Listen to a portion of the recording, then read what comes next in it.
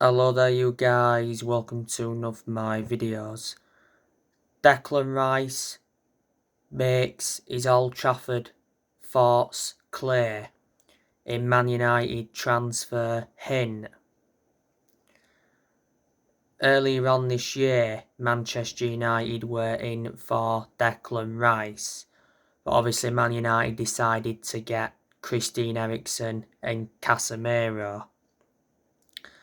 Declan Rice, of course, played yesterday and had a very good game, and he did have a very good chance in the game that produced a good save from David De Gea. Declan Rice has been at West Ham since 2014. He's made 180 appearances and he's scored 7 goals. He's under contract with West Ham until 2024. Before West Ham, he was at Chelsea. He was in their youth academy, but he never got in Chelsea's first team.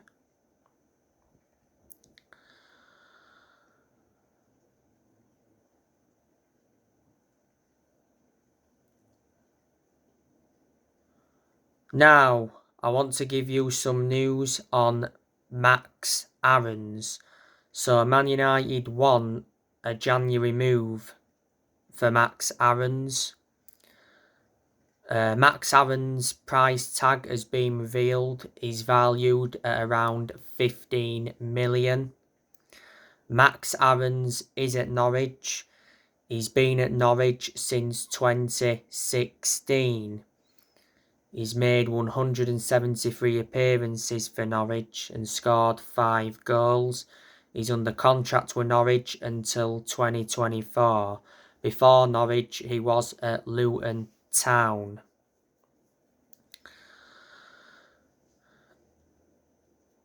Obviously, if Man United were to bring Max Aarons in, then that would definitely see Wan-Bissaka leave the club. We've obviously got, at the moment, 2 right-backs. That's Diego Dalot, who's our first choice right-back, and obviously you've got Wan-Bissaka, that's a backup. But I do like Max Aarons, I've always rated him. As you all know, Man United have made 6 signings this year. We brought Terrell Malacia in, Lisandro Martinez, Christian Eriksen, Anthony Casemiro and Martin Dubravka. We spent over 200 million this year.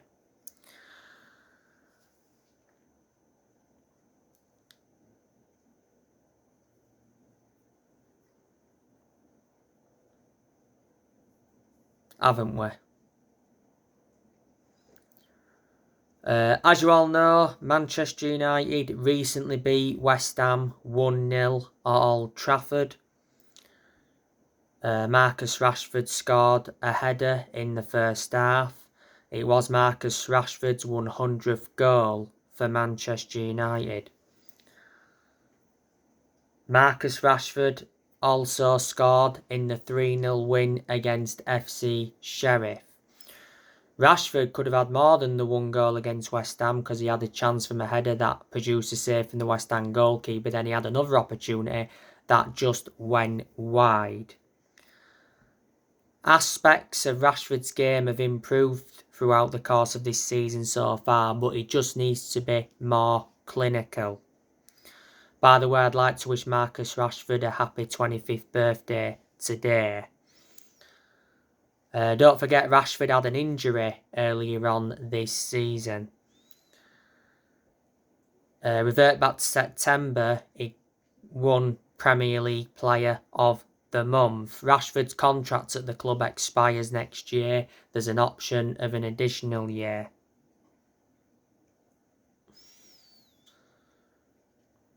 Of course, Ronaldo played yesterday against West Ham. He could have had a goal. He had some opportunities. Don't forget Ronaldo scored in the 3-0 win against FC Sheriff. He did score on his return. It was Ronaldo's 701st career goal. Obviously, Ronaldo missed a 1-1 draw with Chelsea the other week as a punishment for refusing to come on as a sub in the 2-0 win against Tottenham.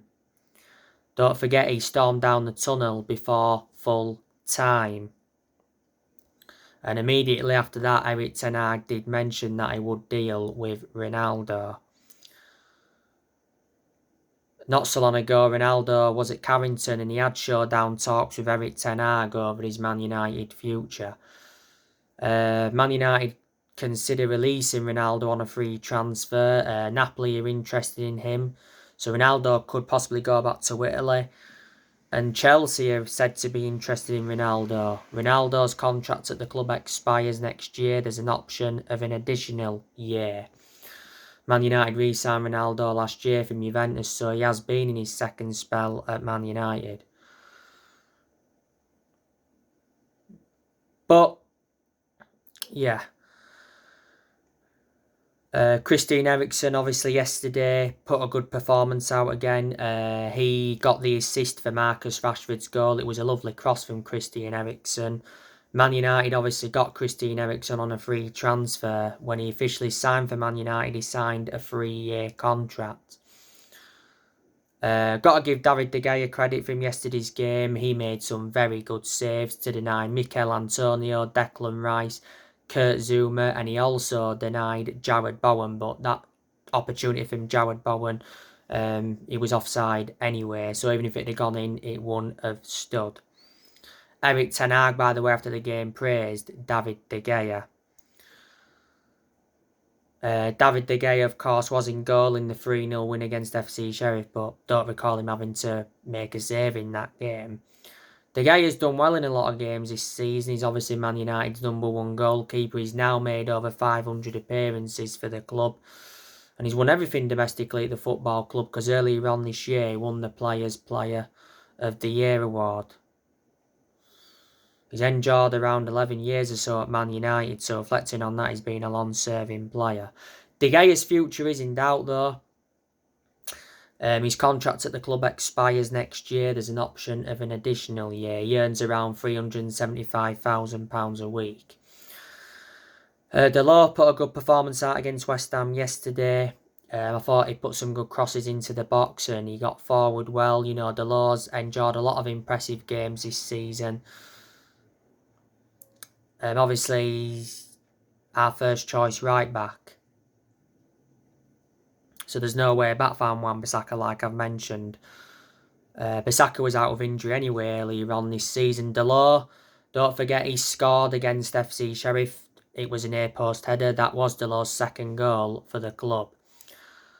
Delors' contract at Man United expires next year. There's an option of an additional year. Man United got Delors from Porto, paid 19 million, brought him in under the Jose Mourinho era. Delors at one point had a loan spell with AC Milan. He also had a loan spell with Lazio. Lisandro Martinez against West Ham, put another good performance out. Fred, he was unlucky not to score because he hit the post towards the end of the game.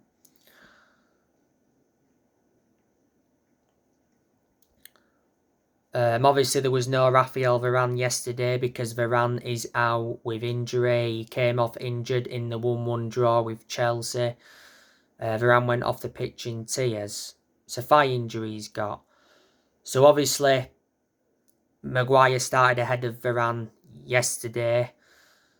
And obviously, there's been some games when Varane's not been available and Lindelof started ahead of Varane.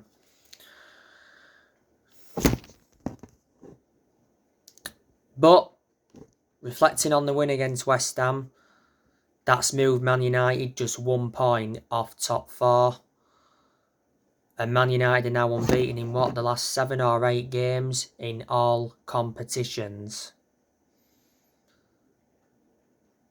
You know, I knew Man United were going to beat West Ham because, you know, West Ham have not got a good record at Old Trafford, like I've mentioned already. The last time they won at Old Trafford was in the league was back in 2007, which is around 15 years ago. West Ham did win at Old Trafford last season in the Carabao Cup though, 1-0, but Man United did beat West Ham in the league last season, 1-0.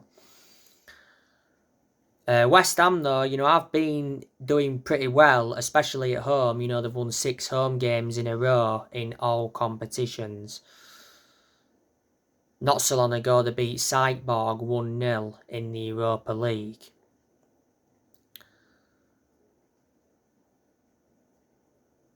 West Ham had a few players missing yesterday, didn't they? Obviously, they had no Maxwell Cornet and they had 2 other players injured.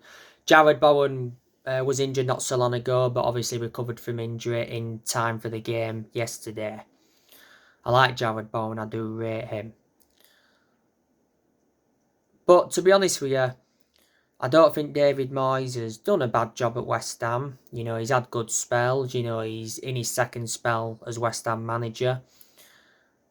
He got appointed in December 2019 in his second spell. So in his second spell, he's been the West Ham manager for almost 3 years. He's under contract to West Ham till 2024. He signed that new 3-year deal last year. The season before last, Moyes guided West Ham to a 6th place finish, so reflecting on that, he got them to the Europa League. Obviously, Moyes didn't do well in his first spell at West Ham, he ended up getting sacked. Obviously, before Moyes managed Real Sociedad, wasn't good there, got sacked, managed Sunderland, wasn't good there, got them relegated. Of course, managed Manchester United for around 9 or 10 months. So he only enjoyed a short managerial tenure at Man United, and before managed Everton. He did a good job at Everton, he enjoyed around 11 years with them, so he was a long-serving manager, and before managed Preston, so they are the clubs that Moyes has managed in his managerial career. Yesterday, of course, David Moyes was having a reunion with Manchester United.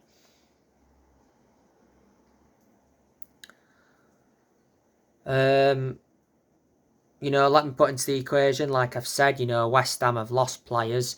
Obviously, they lost Issa Diop to Fulham. They lost Ryan Fredericks. They let Yarmolenko go on a free. They loaned Nikola Vlasic out. They, let Mark Noble go. But Mark Noble was too old anyway. He was at West Ham for several years. Few years ago now, they did let Sebastian Haller go, but Sebastian Haller wasn't good enough when he was at West Ham, even though he did score goals. So they are players that West Ham have let go. And, they have got good players in the team. I do highly rate that Scamacca. He played yesterday. He's been a good signing for West Ham.